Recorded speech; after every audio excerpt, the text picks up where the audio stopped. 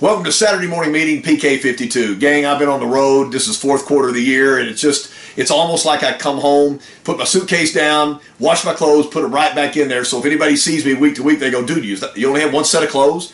It kind of gets that way at the end of the year, and I know you guys are pushing real hard to the end of the year. The phone is your friend. As we started last week, we started talking about phones and old school and set the appointment. Man, I couldn't disagree with that more. The phones are how to finish the deal. Once the customer commits to continuing the conversation, whether they give you a cell phone number or an email so you can send them information, once they've agreed to do that, now it's taking the curse off the call. So let's go ahead and continue. Tell me a little bit about your car. Are you going to be trading a car? By the way, appraisers pay more for clean cars, and I can't tell you how many times this worked for me. When a customer comes in and the car's still wet, you got a car deal right there. So it's kind of like setting yourself up. Are you going to be financing the car? Should I have my business manager standing by? One of the keys to really being great on the phone is to make sure the customer comes in when they say they're going to come in. The secret of that is third party.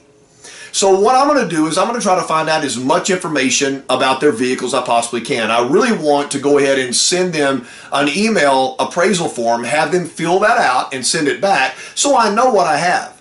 But I'm going to drop this line on them. It's really important. Should I have an appraiser here? Or are you going to be keeping your car or truck? And they'll say, no, I'm going to be trading my car. I said, well, let me ask you a couple of questions, because sometimes we're not the best appraiser of a particular car. If it's a domestic car or maybe a 3/4 or a 1-ton truck, what we want to do is we want to make sure that we have the right person. So as soon as I get off the phone, I'm going to get contact with the people that are going to put the highest number on your car. Remember, the higher the number, the better the monthly payment. Now, the person you may discuss this with may be your used car manager or your in-store appraiser, but you should have that conversation immediately after getting off the phone to let them know what the inbound is.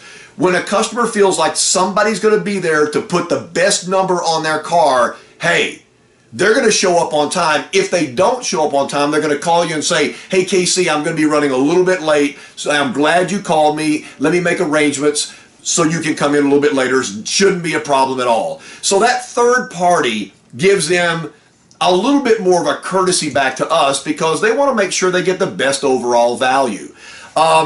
If you think about it, once you've set an appointment, once you've set something that you're going to recontact the customer, in my advice, never call your own appointments.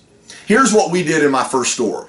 I would give all my appointments to Brett, and Brett would give all his appointments to me. And I would call the customer up, hey, I'm calling for Mr. Wilder, and you set an appointment with him tomorrow afternoon at 2 o'clock, and he asked me to ask you one question. In the afternoon, do you guys take coffee? Or do you take a soft drink? Because he'll have the car parked out front, the lights will be on, and he will meet you at the car. Let me tell you what happened in their mind right now.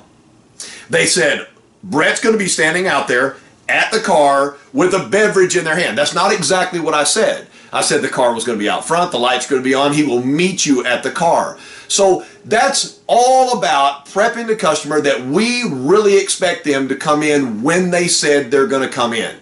That's the key to being great on the phone. Failure on the phone. Not giving your name and not having them write it down.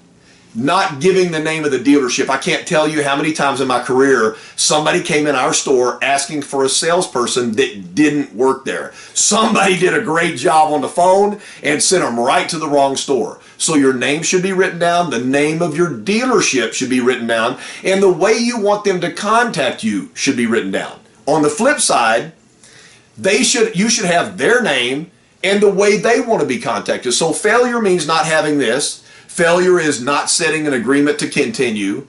And failure is telling a customer, I don't know, or I'll have to check. You do know. If you've been working in the car business for 3 weeks, you know. How on earth do you think you're going to drive somebody to the dealership when you tell them that you can't answer their questions? Answer their questions. I've been told by managers for years, if you give away everything on the phone, there's no gross. Hey, here's when there's no gross. When they never come in and take delivery of a car. Be the most intelligent person they've ever talked to. Amp your game up. Give them more than they expect. One last tip, and I'll let you go till next week.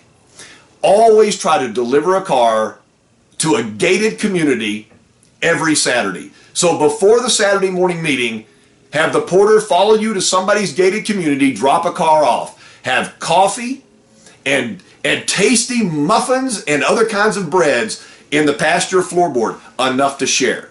Think about this. That morning you drop the car off, they come outside, they're enjoying a scone, I have no idea what those are, or a bagel with some cream cheese you left, and a nice cup of really good coffee. And the neighbor comes out, hey, what's going on? Yeah, Casey dropped a car off for me to look at and to bring back at my leisure. Ask your manager if it's okay if you drop a car off Saturday morning in a gated community. I think they won't stop you. Remember, there's 52 Saturdays in a year. That's 52 more car deals.